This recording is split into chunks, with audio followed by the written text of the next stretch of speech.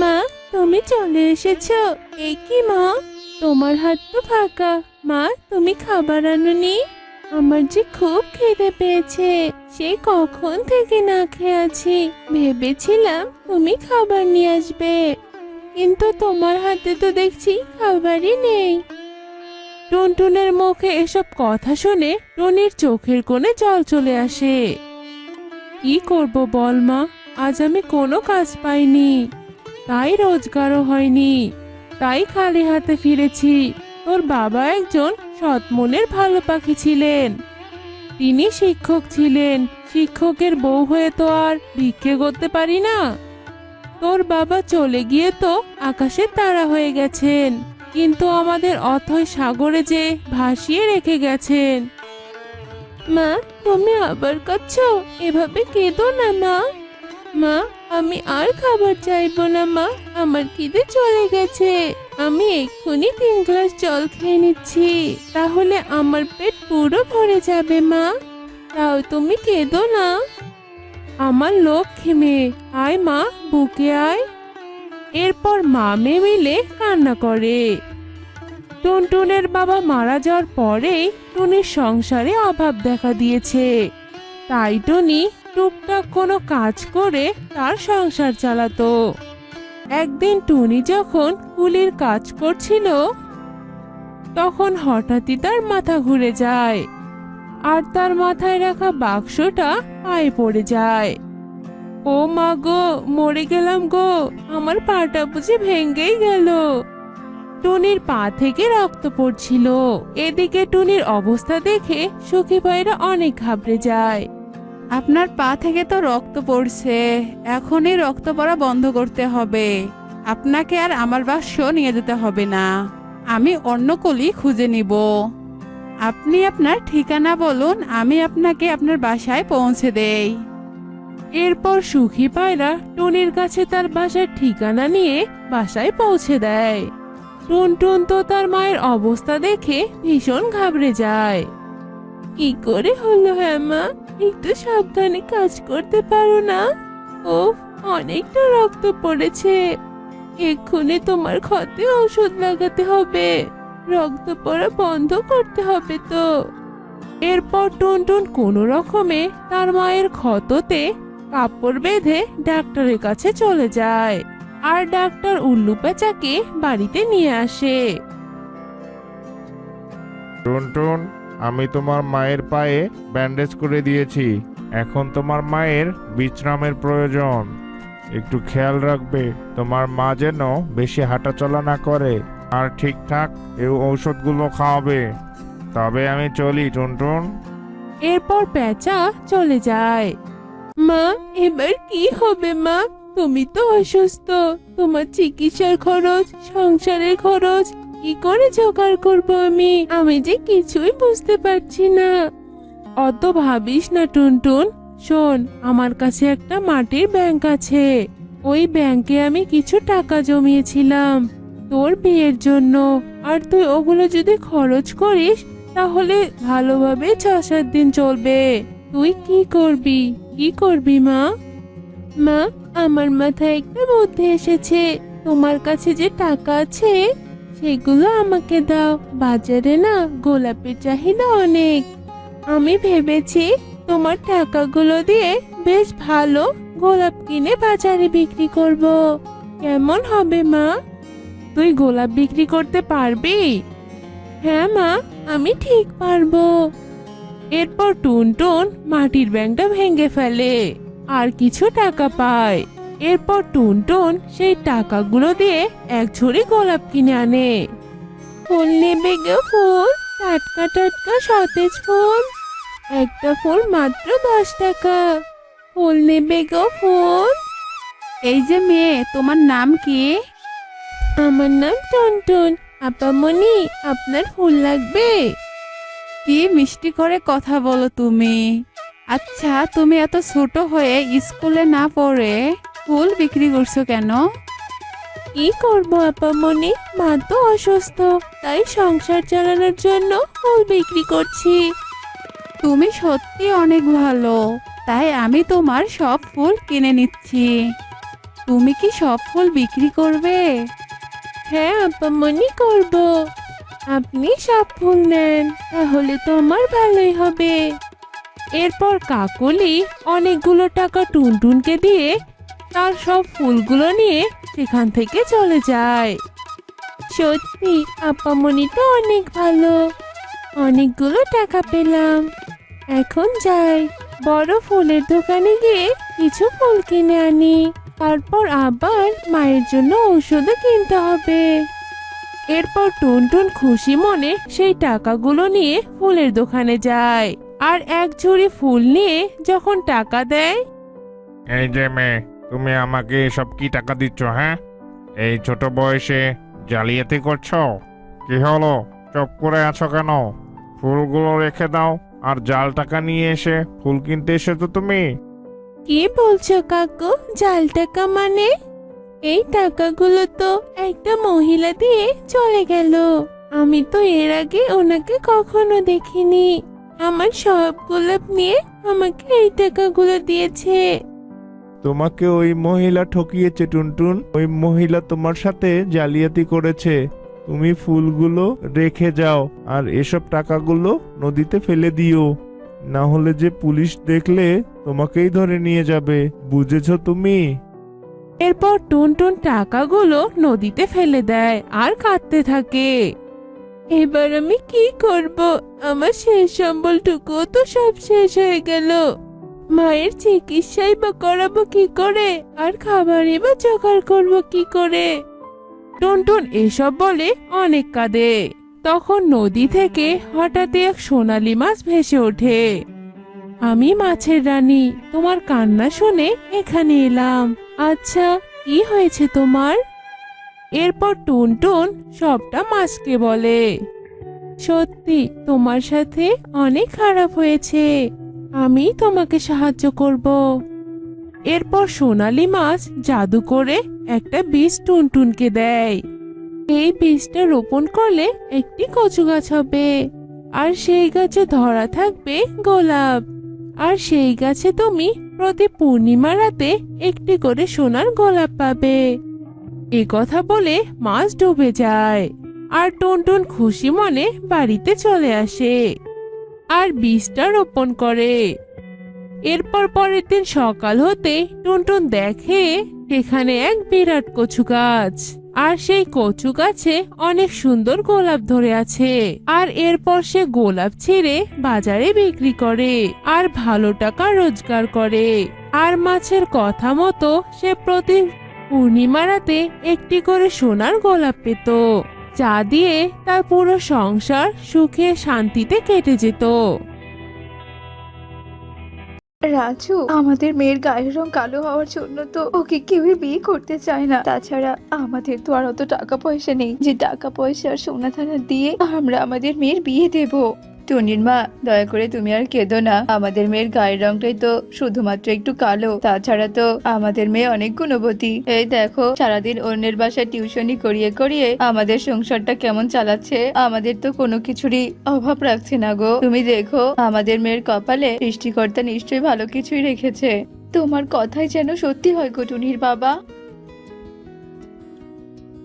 বাবা, এই নাও তোমার ঔষধ, আর মা এই নাও তোমার খাবার। এবার এগুলো রেখে খাবারের ব্যবস্থা করো তো মা। আজকে আমরা সবাই মিলে একসাথে রাতের খাবার খাবো।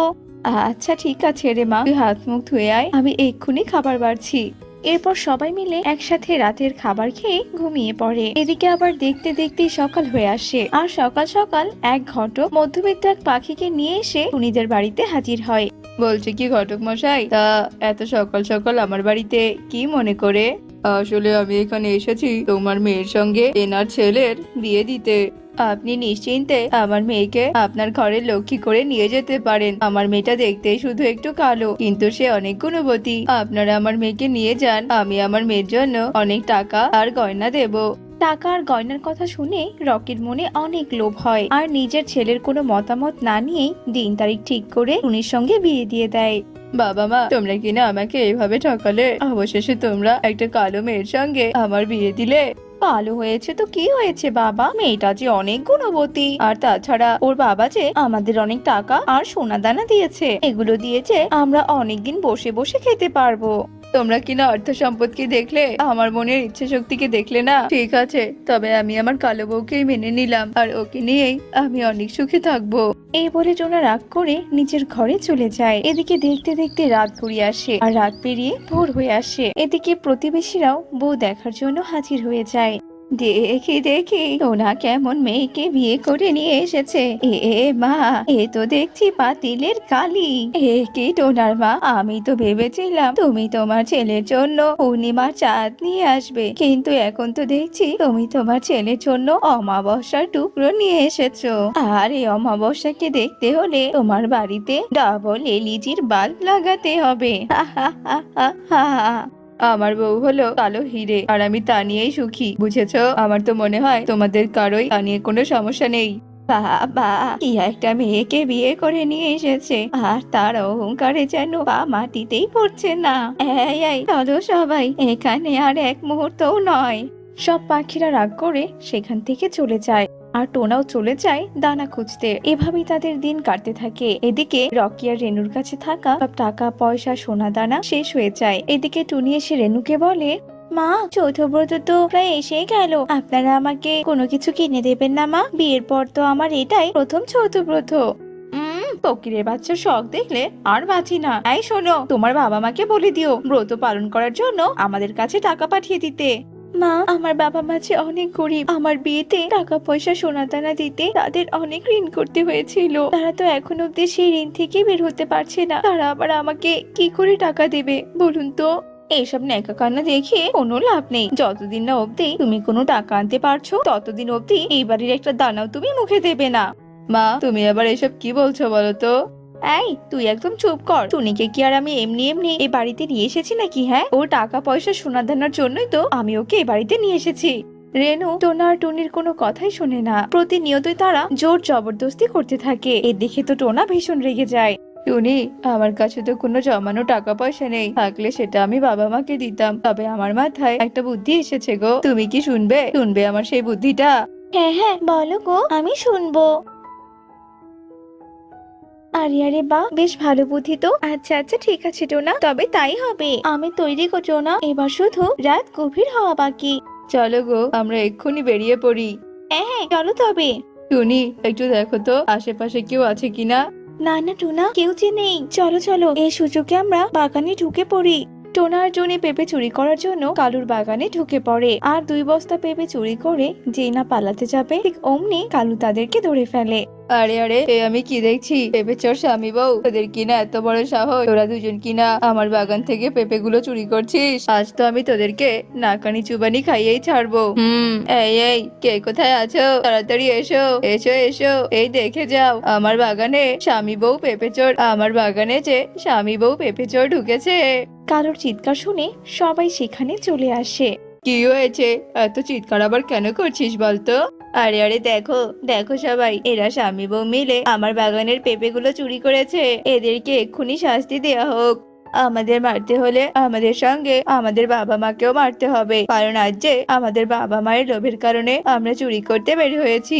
আমার বাবা মা জানতো টুনির বাবা মা অনেক গরিব, তবুও মেয়েটার ওপর তারা অনেক অত্যাচার করত, টাকার জন্য অনেক চাপ দিত, আর তাদের টাকা দেওয়ার জন্যই আমরা দুজন এ পথ বেছে নিতে বাধ্য হয়েছি।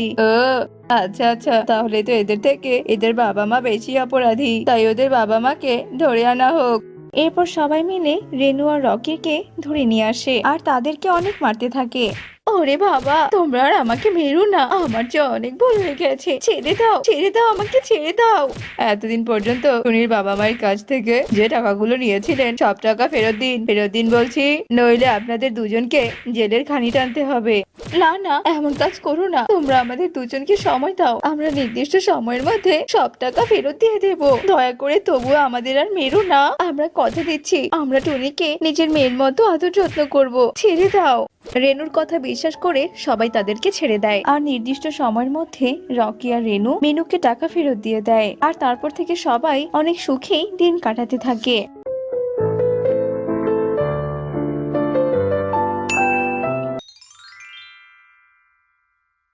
টোনা আর মুন্নি ছিল দুই ভাই বোন। একদিন সকালবেলা মুন্নি অনেক কাঁদছিল। কি হয়েছে রে বোন তোর? তুই এভাবে কেন কাঁদছিস বলতো?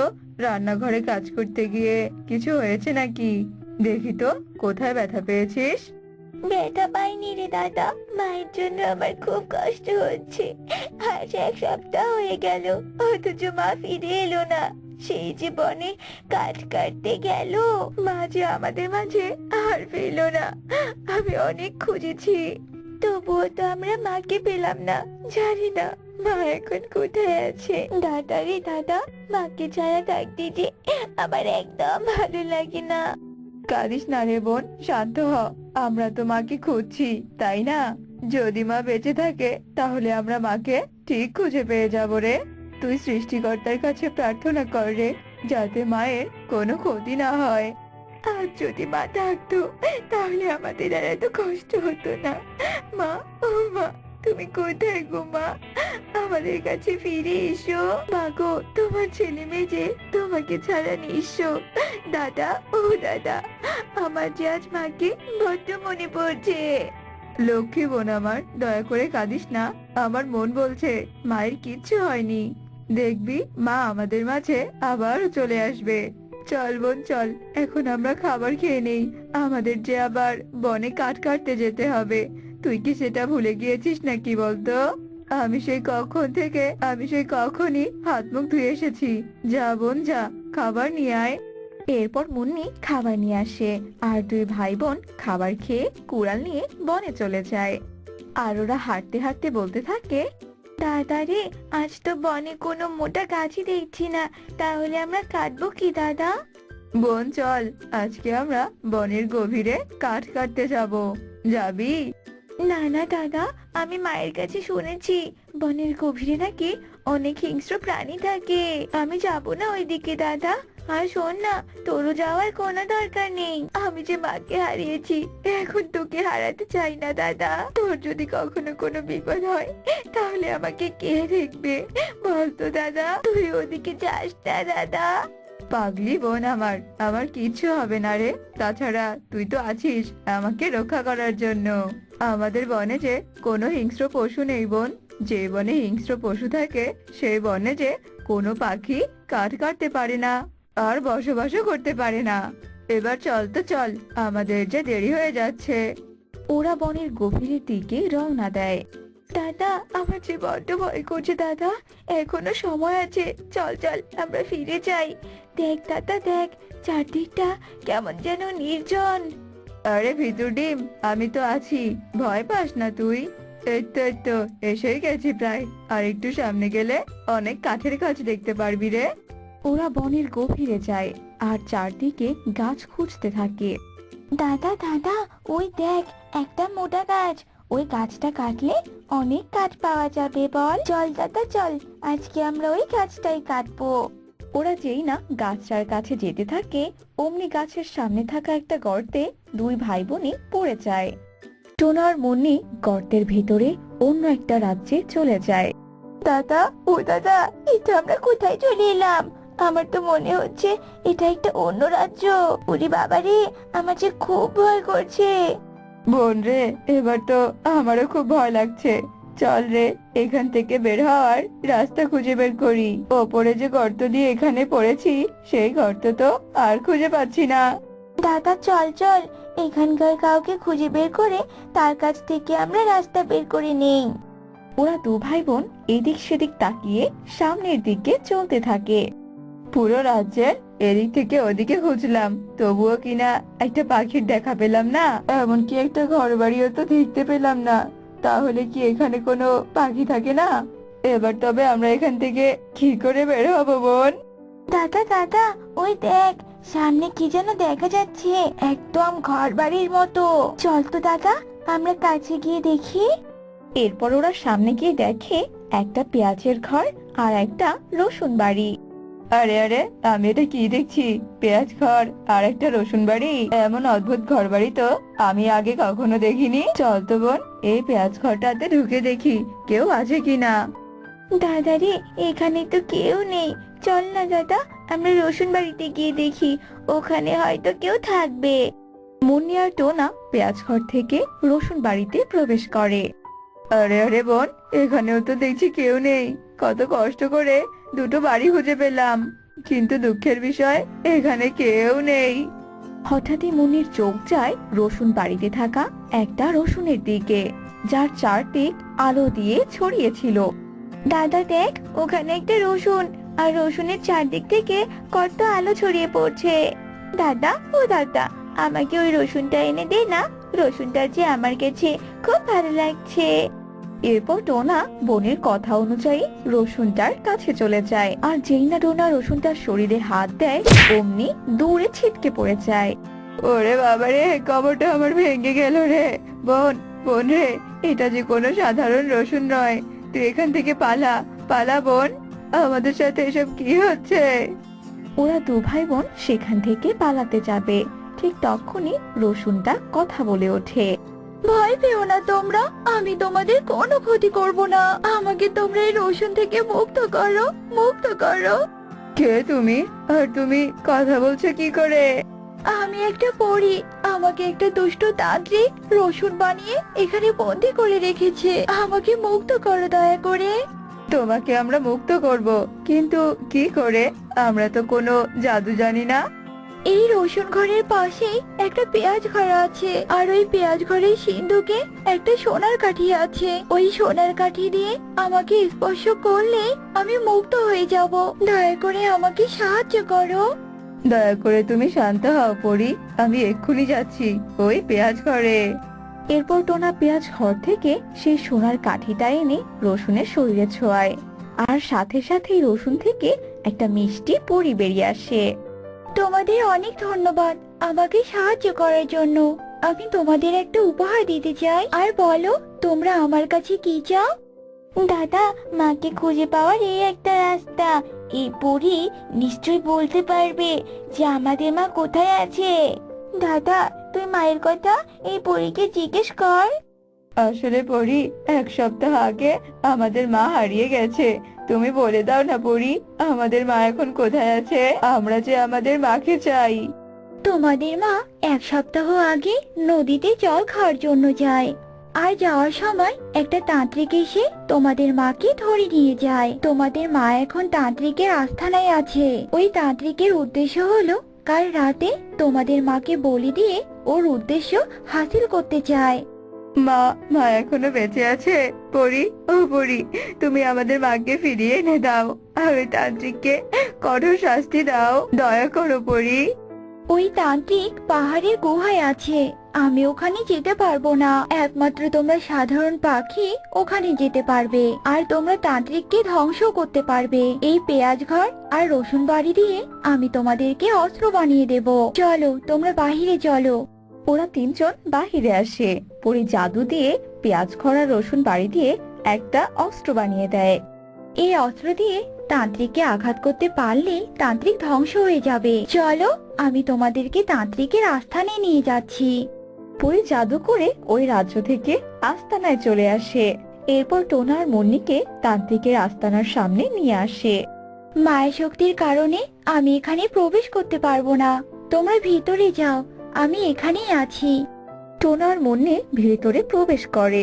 তারা দেখে মিনু দড়ি দিয়ে বাঁধা, আর তান্ত্রিক একটু পাশে মন্ত্র বলছিল। শয়তান তান্ত্রিক, আমাদের মাকে তুই বলি দিবি আর অমর হওয়ার স্বপ্ন দেখছিস তুই? আজ তো আমি তোকে আর তোর স্বপ্নকে ধ্বংস করেই ছাড়বো। হে, কে তোরা? আর তোরা এখানে আসলি কি করে? আমাদের এখানে পরী নিয়ে এসেছে। তুই যেই পরীকে রসুন বানিয়েছিলি ওই পরীকে আমরা মুক্ত করেছি, বুঝেছিস তো?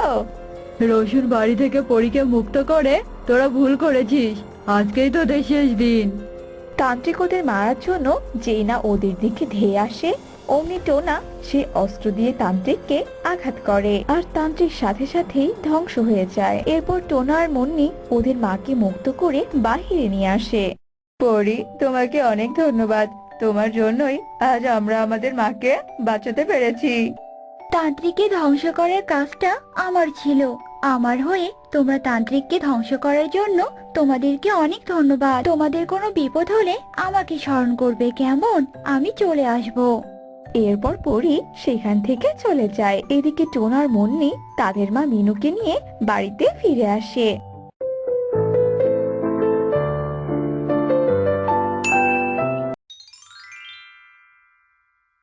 এক বনে টুনি আর মনি নামে দুই অনাথ বোন বাস করে।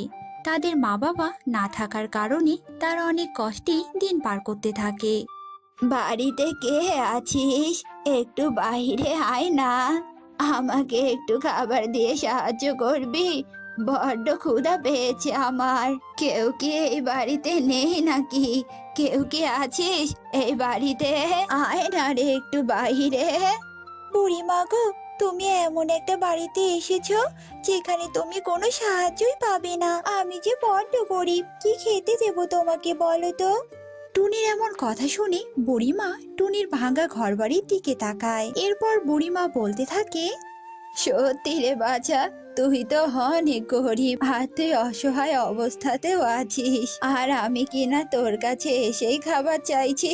শোন, আমি খাবার না পেলেও তোকে আমি আশীর্বাদ দিয়ে যাচ্ছি। তোর এমন ক্ষমতা থাকবে যে তুই কোনো কাঁঠাল হাত দিয়ে ধরলেই ওই কাঁঠালটা অনেক বড় হয়ে যাবে, আর সেই বড় কাঁঠাল দিয়ে কাঁঠাল বাড়ি বানাতে পারবি তুই। ওই কাঁঠাল বাড়ি চড়া দামে বিক্রিও করতে পারবি। তোর দুঃখ কষ্ট সব চলে যাবে রে বাচ্চা। বুড়িমা এই আশীর্বাদ দিয়ে সেখান থেকে চলে যায়। আর বুড়িমা চলে যাওয়ার পরপরই সেখানে মুন্নি আসে। কি রে টুনি, এতক্ষণ ধরে কার সঙ্গে কথা বলছিলি? কার যেন গলার শুনতে পাচ্ছিলাম। কে এসেছিল রে? আরে আরে মুন্নি, শোন তুই, আমি এখনই একটা বুড়িমার আশীর্বাদ পেয়েছি। আমি না কাঁঠাল বাড়ি বানাতে পারবো, জানিস তো? এইসব তুই কি কথা বলছিস? হ্যাঁ, এসব কি হয় নাকি? কাঁঠাল দিয়ে আবার বাড়ি? আচ্ছা আচ্ছা, ঠিক আছে, চল তো এবার একটা পরীক্ষা হয়ে যা। ওই তো আমাদের আঙ্গিনার মাঝে যে কাঁঠাল গাছটা আছে সেখান থেকে একটা কাঁঠাল পেড়ে বাড়ি বানিয়ে দেখা তো দেখি। ঠিক আছে চল, আমিও দেখি বুড়িমার কথা সত্য কিনা। চল রে, আমি কাঁঠাল পাড়ছি গাছ থেকে। এই দেখ দেখ মুন্নি, বুড়ির কথা সত্য হয়ে গেছে। আমার হাতের ছোঁয়াতে কাঁঠালটা বড় হয়ে গেছে রে। এই কাঁঠাল দিয়ে অনায়াসে একটা বাড়ি বানানো যাবে রে। আমি তো আমার চোখকে বিশ্বাস করতে পারছি না রে টুনি। শোন টুনি, আমার মাথায় একটা বুদ্ধি এসেছে।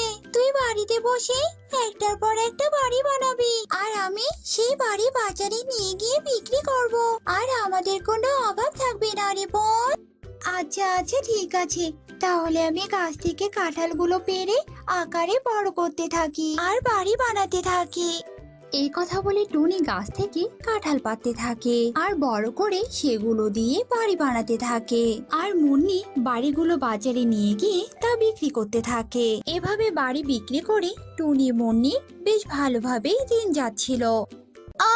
আচ্ছা গরম পড়েছে না, কাঁঠাল বাড়ি বাজারে বিক্রি করতে করতে একদম ক্লান্ত হয়ে পড়েছি। শোন টুনি, এবার যা বাড়ি বিক্রি করে টাকা হবে সব টাকা দিয়ে একটা এসি কিনবো, বুঝেছিস?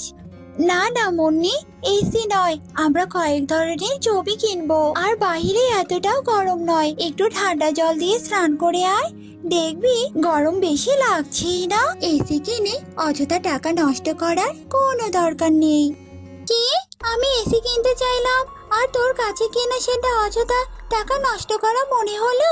তুই তো বাড়িতে বসে শুধু কাঁঠাল বাড়ি তৈরি করিস, আর সেই বাড়িগুলো তো আমাকে বাজারে কত কষ্ট করেই না বিক্রি করতে হয়। কার কষ্ট বেশি শুনি? আমি যখন বলেছি আমি এসি কিনবো, তাহলে আমি এসি কিনবো।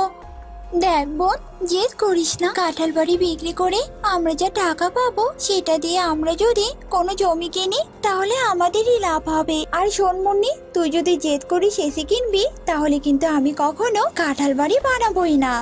তোর কাঁঠাল বাড়ি নিয়ে খুব অহংকার, তাই না রে?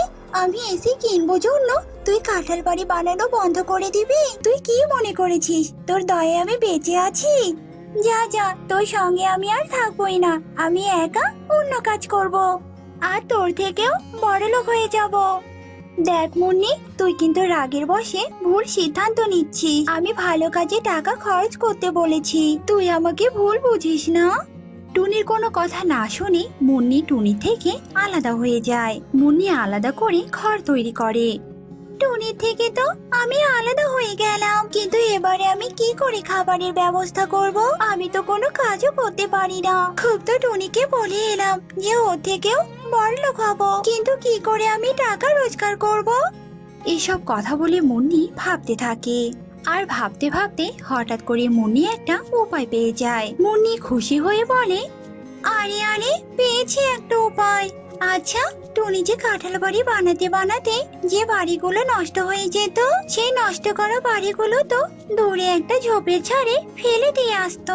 আচ্ছা, আমি যদি ওই ফেলে দেওয়া বাড়িগুলো এনে রং করে বাজারে বিক্রি করি, তবে তো সেটা কেউ বুঝতে পারবে না ওগুলো নষ্ট কাঁঠাল বাড়ি। আর আমিও সেই রং করা কাঁঠাল বাড়িগুলো বিক্রি করে অনেক টাকা পাবো। যাই, এবারে এই নষ্ট করা কাঁঠাল বাড়িগুলো কুড়িয়ে নিয়ে আসি। এই কথা বলে মুন্নি একটা ঠেলা গাড়িতে করে সেই ঝোপের ঝাড়ে নষ্ট করা বাড়িগুলো ঠেলা গাড়িতে করে নিয়ে আসে। আর সেই কাঁঠাল বাড়ির ওপর এমন সুন্দর করে রং করে যে সেগুলো দেখে বোঝাই যায় না যে ওগুলো নষ্ট করা কাঁঠাল বাড়ি। এরপর সেই রং করা কাঁঠাল বাড়িগুলো নিয়ে মুন্নি বাজারে যায়। এ কি রে মুন্নি, তুই কোথায় কাঁঠাল বাড়ি পেলি? আর এই কাঁঠাল বাড়িগুলো তুই বাজারে বিক্রি করতে এনেছিস? তুই তো কাঁঠাল বাড়ি বানাতেই পারিস না। তুই কি মনে করেছিস, হ্যাঁ, যে তুই একমাত্র বুড়ির আশীর্বাদ পেয়েছিস? আমিও কালকে কাঁঠাল বাড়ি বানানোর জন্য বুড়িমার আশীর্বাদ পেয়েছি। এখন তুই চুপ করে থাক, আর এখন আমাকে আমার কাঁঠাল বাড়ি বিক্রি করতে দে। এই যে, কে কে কাঁঠাল বাড়ি কিনবে? কাঁঠাল বাড়ি কে কে কিনবে? এসো এসো, আমার কাছে এসো, আর কাঁঠাল বাড়ি নিয়ে যাও। মুন্নির এমন কথা শুনে টুনি আর কিছুই বলে না। এদিকে বনের পাখিরা মুন্নির কাছে এসে বলে, বা মুন্নি, তোর কাঁঠাল বাড়ি তো টুনির কাঁঠাল বাড়ির থেকেও অনেক সুন্দর। এমন চকচকে ভাব দেখেই মনে হচ্ছে তোর কাঁঠাল বাড়ি অনেক মজবুত। আমি আজ তোর কাঁঠাল বাড়ি নেব রে। দে তো, আমাকে একটা কাঁঠাল বাড়ি দে। এই কথা বলে কবুতর মুন্নির কাঁঠাল বাড়ি কিনে নেয়। এভাবে বনের সবাই মুন্নির চকচকে কাঁঠাল বাড়ি দেখে কিনতে থাকে। এইদিকে টুনির কোনো কাঁঠাল বাড়ি বিক্রি হয় না। টুনি মন খারাপ করে তার কাঁঠাল বাড়ি নিয়ে বাড়িতে চলে যায়। এইদিকে মুন্নি বেশ চড়া দামে কাঁঠাল বাড়ি বিক্রি করে খুশি হয়ে বাড়িতে যায়। আর বনের মধ্যে রাত নেমে আসে। সেই রাতে অনেক ঝড় বৃষ্টি শুরু হয়ে যায়। একই কাণ্ড! আজকেই মুন্নির কাছ থেকে এই কাঁঠাল বাড়ি কিনলাম, আর অল্প একটু বৃষ্টিতেই এই কাঁঠাল বাড়ির ভেতরটা ধসে ধসে পড়ছে। তার মানে কি মুন্নি খারাপ কাঁঠাল বাড়ি বিক্রি করছে? এই মুন্নি আমাকে ঠকিয়েছে, নষ্ট কাঁঠাল বাড়ি চড়া দামে বিক্রি করেছে। ও তো সবাইকে ঠকিয়েছে। আজই আমরা মুন্নির কাছে গিয়ে ওকে শাস্তি দেব।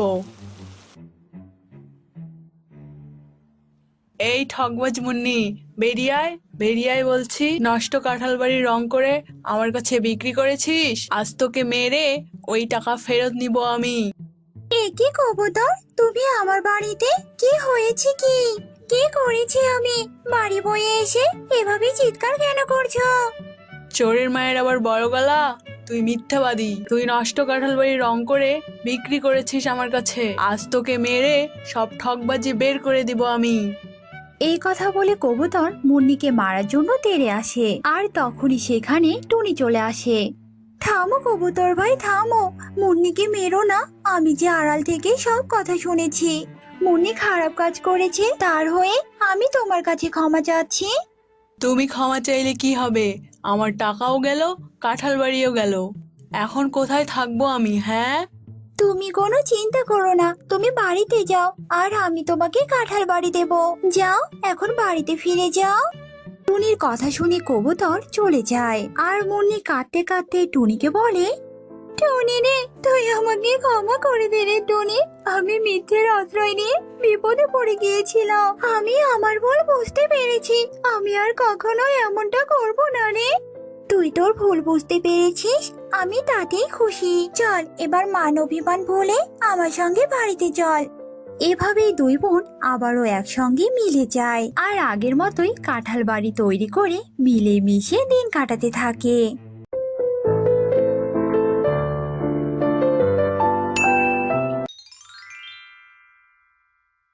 কই রে অতৃপ্ত আত্মা, কই?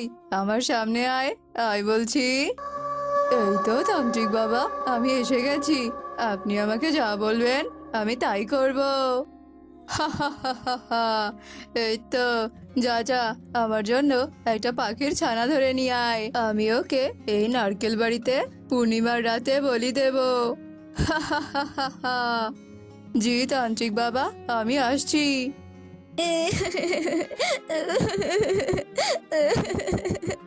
মা সারাদিন শুধু আমাকে বকে আর বকে। আমি আমি থাকবোই না এই বাড়িতে। সারাদিন শুধু এটা করে যাবে না, ওটা করে যাবে না। আমি আমি থাকবোই না আর এই বাড়িতে। হা হা হা হা হা। তোরা আর কান্না করতে হবে না, এখন তুই আমার সাথে চল। তাহলে যে সারা জীবনের মতো তোর কান্না একদম থেমে যাবে। এই এই কে তুমি? হ্যাঁ, কে তুমি? তুমি আমাকে ছেড়ে দাও, ছেড়ে দাও বলছি। উরে বাবা রে, কি ভয়ঙ্কর দেখতে। মা, মা আমাকে বাঁচাও, বাঁচাও মা, আমাকে তুমি বাঁচাও। পারুল এভাবে চিৎকার করলেও কাকের আত্মা কোনো কথাই শোনে না। কাকের আত্মা পারুলকে ধরে নিয়ে যায় সেই রং করা নারকেল বাড়িতে, আর পারুলকে নিয়ে গিয়ে তান্ত্রিকের হাতে তুলে দেয়। এভাবেই দিন কাটতে থাকে। প্রতিদিনই কাকের আত্মা কোনো না কোনো পাখিকে এভাবেই ধরে নিয়ে যেত। একে মা টুনটুন, মা টুনটুন, সে কি রে বাবা? সেই সকাল থেকে আমি আমার মেয়েটাকে কোথাও খুঁজে পাচ্ছি না। আমার মেয়েটা তো আমাকে না বলে কোথাও যায় না, তাহলে ও আজ কোথায় গেল? মা টুনটুন, কোথায় রে তুই? কোথায় গেছিস মা? হে সৃষ্টিকর্তা, তুমি আমার মেয়েটাকে খুঁজে দাও। তার মানে কি আমার মেয়েটা অন্য অন্য পাখিদের ছানাদের মতো হারিয়ে গেল? মাসি, ও মাসি, আমি তো তোমার কাছে যাচ্ছিলাম, জানো মাসি, সর্বনাশ হয়ে গেছে। এ কি রে মা, কি হয়েছে তোর? আর তুই এভাবে চিন্তা কেন করছিস? কোনো খারাপ সংবাদ আছে নাকি রে? আর আর আমার মেয়েটা কোথায় বলতো? কি রে কুহু, চুপ করে আছিস কেন? বল বল, আমার কুহু কোথায়? সে কথাই তো বলতে এসেছি মাসি।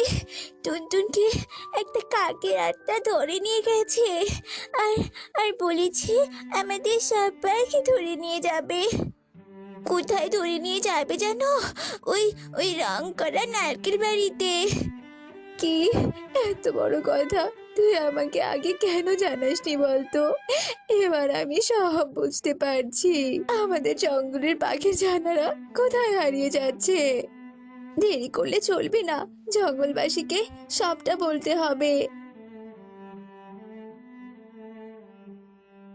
সে কি রে টুনি, চল তবে চল সেই রং করা নারকেল বাড়িতে, আমরা সবাই যাব ওখানে।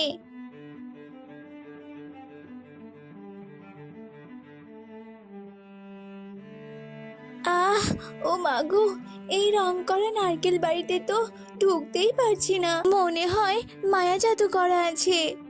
হ্যাঁ রে টুনি, হ্যাঁ, আর আমি বান্টির কাছে শুনেছি এই নারকেল বাড়িতে নাকি আত্মা আছে রে। চল চল, আমরা দেরি না করে তান্ত্রিক বাবাকে ডেকে নিয়ে আসি। এরপর সব পাখিরা মিলে তান্ত্রিক বাবার কাছে চলে যায়। কি হয়েছে রে বাছারা, তোরা সবাই এখানে যে? মনে হচ্ছে তোরা পুরো জঙ্গলবাসী বিপদে পড়েছিস। হ্যাঁ তান্ত্রিক বাবা, হ্যাঁ, আমরা সবাই যে অনেক বড় বিপদে পড়েছি, আপনি সবটা শুনুন। সে কি কাণ্ড, এ তো দেখছি ভয়ঙ্কর ঘটনা। দাঁড়া, আমাকে সবটা জানতে দে তো, আমি ধ্যান করে তোদের সবটা বলছি। বাছারে, এই তো বিশাল কাহিনী। ওই নারকেল বাড়িতে একটা তান্ত্রিক আছে, আর ওই তান্ত্রিকই কালু কাকের আত্মাকে দিয়ে এসব অপকর্ম করাচ্ছে। ওই বাড়ির পেছনে যে অনেক বড় ইতিহাস আছে। আপনি দয়া করে আমাদের সবটা বলুন তান্ত্রিক বাবা। শোন তাহলে, এ যে অনেক দিন আগের কথা। তখন এই জঙ্গলের পাখিরা অনেক ভালোভাবেই দিন কাটাচ্ছিল, কিন্তু হঠাৎই জঙ্গলে বৃষ্টি নেমে আসে আর বন্যা শুরু হয়। সৃষ্টিকর্তা, তুমি এ কোন দুর্যোগ দিলে সৃষ্টিকর্তা বলো তো? আমাদের বাড়ি ঘর সবকিছুই যে ভেসে যাচ্ছে, সবার বাড়ি ঘর যে ডুবে যাচ্ছে। এবার আমরা কোথায় থাকবো? আর গাছের ডালে আমি এভাবে কতক্ষণ বসে থাকবো? হে ঈশ্বর, তুমি আমাদের রক্ষা করো, ঈশ্বর রক্ষা করো। একি বুড়িমা, তুমি এভাবে ভাসছো কেন? দাঁড়াও দাঁড়াও, আমি তোমাকে গাছের ডালে তুলে নিয়ে আসছি। আমাকে তুই বাঁচা রে বাবা, আমার যে ছেলে বৌমা নাতনি সবাই জলে ভেসে গেছে রে। আসলে টোনা ছিল খুবই ভালো মনের পাখি, ও সবাইকে সব সময় সাহায্য করত। সেদিন টোনা ওই বুড়িকে সাহায্য করে, আর এই দৃশ্য একটা পরী দেখতে পায় আর টোনাকে বলে, টোনা, তোদের আর কোনো কষ্ট নেই, এই বন্যা থেকে বাঁচাতে আমি চলে এসেছি। এই যে এই নারকেল বাড়িতে আয় তোরা, এই নারকেল বাড়ি যে জলে ভাসতে পারবে, আর এই বাড়িটা আজ থেকে তোর। পরীর দেওয়া রং করা নারকেল বাড়ি পেয়ে তো টোনা ভীষণ খুশি হয়েছিল। এরপর টোনা ওই নারকেল বাড়িতে সব পাখিদের আশ্রয় দিয়েছিল। সব পাখিদের মতো কালু কাকু আশ্রয় নিয়েছিল। আর এভাবে বেশ কয়েকদিন কেটে যাওয়ার পর বন্যার পানি কমে যায়, আর সব পাখিরা যে যার বাড়িতে ফিরে যায়। শুধুমাত্র কালু কাকি সেখানে থেকে যায়। কি হয়েছে রে কালু, তুই কি আমাকে কিছু বলতে চাস? হ্যাঁ, বলতে তো চাই। শোন, এই বাড়িটা আমার, আর এই বাড়িতে আজ থেকে আমি থাকবো। তুই এই বাড়ি থেকে চলে যা, চলে যা বলছি। এসব তুই কি বলছিস কি কালু? পরি তো এই বাড়িটা আমাকে দিয়েছে, তুই দখল করলে কি এই বাড়িটা তোর হয়ে যাবে না কি বলতো? যা বলছি, এখান থেকে চলে যা। সেদিন টোনা ওই কালুকে তাড়িয়ে দিলে রাতের বেলা কালু প্রতিশোধ নিতে আসে, আর কালু আগুন লাগিয়ে দেয়। এতে করে টোনার সাথে কালুও মারা যায়। কিন্তু তান্ত্রিক বাবা, এতে টোনার আত্মা মুক্তি পেলেও কালুর আত্মা কেন মুক্তি পায়নি? কারণ সেদিন টোনার আত্মা পুড়ে গেলেও কালুর কিছু হাড়গোড় পাওয়া যায়। সেই দিন কালুর আত্মা পুড়ে গেলেও টোনার কিছু হাড়গোড় পাওয়া যায়। আর টোনার সেই হাড়গোড়গুলো নিয়ে সৎকার করা হলেও কালুর আত্মার সৎকার হয়নি। তাই তো কালুর আত্মা ওই বাড়িতেই বন্দি ছিল। আর ওই শয়তান তান্ত্রিক কালু কাককে বসে এনে এভাবে পাখিদের ধরে নিয়ে যাচ্ছে। পূর্ণিমার রাতে যে ওই ছানাদের বলি দেবে, তার জন্যই ধরে নিয়ে যাচ্ছে। তান্ত্রিক বাবা, আপনি দয়া করে আমাদের ছানাদের রক্ষা করুন, আপনার সাহায্যের আমাদের অনেক দরকার। আপনি ওই শয়তান কালু কাকের আত্মা আর ওই শয়তান তান্ত্রিককে শাস্তি দিন। দাঁড়া বাছা দাঁড়া, ওই তান্ত্রিক যে অনেক শক্তিশালী, আর ও যে রং করা নারকেল বাড়ি মন্ত্রভূত করেছে। তাই তো আমি চাইলেও ওখানে যেতে পারবো না। একমাত্র ওই পরী পারবে তোদের সন্তানকে রক্ষা করতে আর ওই দুষ্টু তান্ত্রিককে শাস্তি দিতে। কিন্তু তান্ত্রিক বাবা, আমরা সেই পরীকে কোথায় পাবো? আমরা তো কেউ জানি না যে সেই পরী কোথায় আছে। দাঁড়া বাছা দাঁড়া, আমি দেখছি যে পরী কোথায় আছে। বাছা, নীল পর্বতে এক বড় গুহা আছে। সেই গুহায় যে পরীকে এক ডাইনি বন্দি করে রেখেছে। এই মন্ত্রভূত জল নিয়ে যা, এই মন্ত্রভূত জল দিয়ে ওই ডাইনিকে বধ করে তোরা পরীকে মুক্ত কর। আচ্ছা আচ্ছা, ঠিক আছে বাবা। এরপর সব পাখিরা মিলে পরীকে মুক্ত করতে চলে যায়। এদিকে শয়তান তান্ত্রিক রং করা নারকেল ঘরে বলতে থাকে, হা হা হা হা হা, আর মাত্র কয়েকদিন বাকি আছে, আর তারপরে আমি সব পাখিদের ছানাদের বলি দেব, আর আমি হয়ে যাব মহাশক্তিশালী। এই এই কাকের আত্মা, যা আরো পাখি ধরে নিয়ে আয়। এইসব বলে সেই দুষ্ট তান্ত্রিক অট্ট হাসিতে হাসতে লাগলো। আর এইদিকে সব পাখিরা মিলে পরীকে উদ্ধার করতে চলে যায়। আর মন্ত্রভূত জল ডাইনির শরীরে ছেটাতে ডাইনি ভৎস হয়ে যায়, আর সাথে সাথে পরীও মুক্তি পেয়ে যায়। কে তোমরা? আমাকে এভাবে মুক্ত করলে? আজ কত বছর থেকে আমি এখানে এভাবে বন্দি হয়ে আছি, আমাকে কেউ সাহায্য করেনি জানো।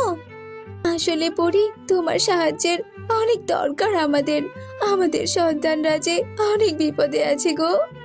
কি হয়েছে বলো বলো আমাকে। তোমরা তো আমাকে সাহায্য করেছো, তাই আমিও তোমাদের সাহায্য করব। এরপর টুনি সবটা পরীকে খুলে বলে। কি এত কিছু হয়েছে? ছাড়বো না, আমি ওদের কাউকে ছাড়বো না। চলো চলো তোমরা আমার সাথে।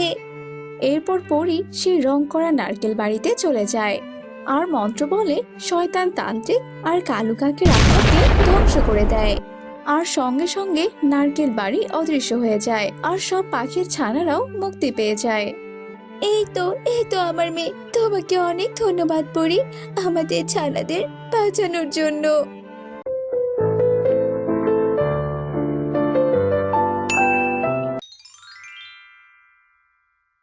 মা মা, আমার অনেক ক্ষুধা পেয়েছে, তুমি আমাকে খেতে দাও না মা। আজ যে ঘরে কোনো খাবারই নেই মা, আমি তোকে কি খেতে দেবো বল? তোর বাবা যে মরে গিয়ে বেঁচে গেছে, এখন এখন আমি কি করি বলতো? মা গো, আমার যে খুব ক্ষুধা লেগেছে, আমি যে ক্ষুধার জ্বালা আর সহ্য করতে পারছি না। ও খিদের জ্বালায় পেটে আমার প্রচন্ড ব্যথা করছে। মা তুই আর কাঁদিস না রে মা, হায় আমি তোকে একটু জল খাইয়ে দিচ্ছি, দেখবি জল খেলে তোর পেটটা ভরে যাবে। টুনটুন জল খেতে রাজি হয় না, তবুও অসহায় মা টুনি জোর করে টুনটুনকে জল খাইয়ে পেট ভরিয়ে দেয়। মা মা, তুমি তো সত্যি কথাই বলেছ যে জল খেলে পেট ভরে যায়, কিন্তু মা এই জল কতক্ষণ অবধি পেটে থাকবে বলো তো? আয় রে, তোকে আমি ঘুম পাড়িয়ে দেই, যতক্ষণ অবধি তুই ঘুমিয়ে থাকবি ততক্ষণ অবধি তোর পেটে জল থাকবে আর তুই ক্ষুধাও অনুভব করতে পারবি না রে। আচ্ছা আচ্ছা মা, ঠিক আছে ঠিক আছে, তাহলে আমি এক্ষুনি ঘুমিয়ে পড়ছি।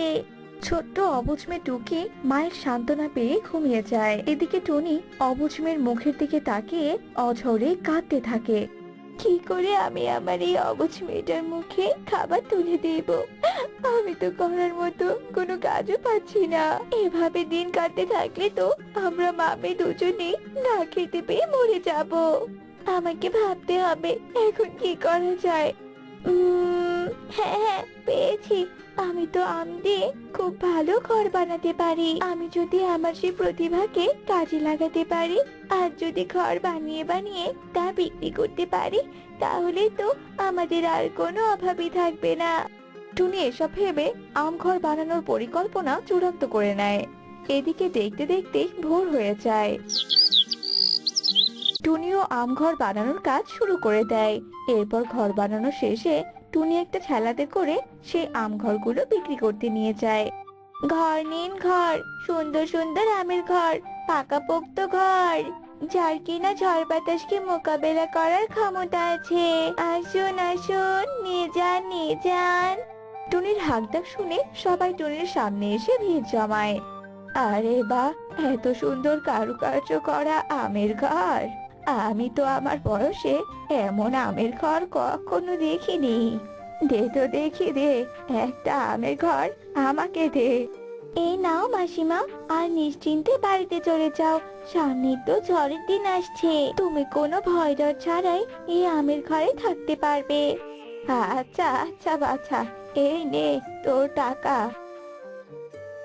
মিনু টুনিকে টাকা দিয়ে আমের ঘর নিয়ে খুশি মনে বাড়িতে চলে যায়। এইদিকে একে একে সব পাখিরাই টুনির কাছ থেকে আমের ঘর কিনে নিয়ে বাড়িতে চলে যায়। প্রথম দিনে টুনির অনেক টাকা লাভ হয়। টুনি সেই টাকাগুলো দিয়ে ভালো মন্দ বাজার করে বাড়িতে ফিরে আসে।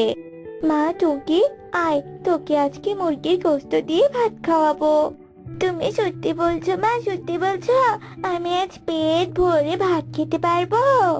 হ্যাঁ রে মা, হ্যাঁ খেতে পারবি। আয় রে সোনা, আয়।